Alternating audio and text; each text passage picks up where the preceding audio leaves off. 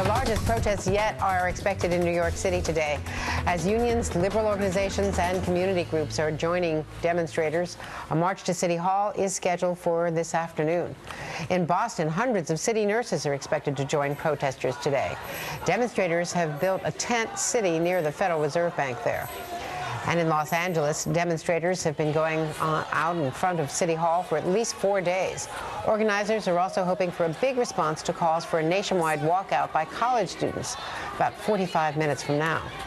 Matthew Bishop is U.S. business editor for The Economist and joins us from New York.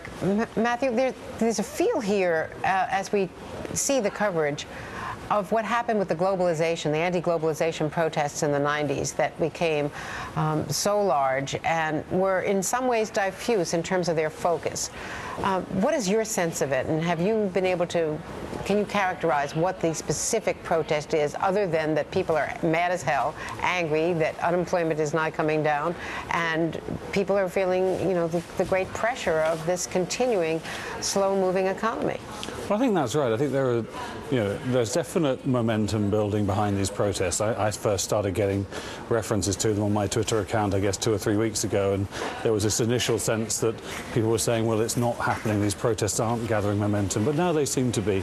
And I think you're right, they certainly have the potential to be as important as those anti-globalization protests were back in the 90s, where they certainly didn't change the debate fundamentally, but they irritated the powers that be enough to make them start to think about how do you have growth that's more inclusive, how do you make sure that some attention is paid to public opinion. And I think there is the potential for this to happen this time, and the only real surprise to me has been why this has taken so long to happen, because we've seen the economy mired at high unemployment rates, and we've seen Wall Street benefiting in a way that the rest of the public hasn't done for 3 years now, and it's only just really finally taking to the streets.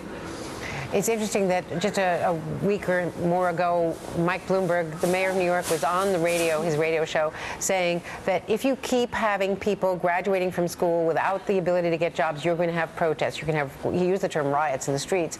And he seemed to be anticipating this. We've certainly seen it all over Europe. There's protests and walkouts in Greece today.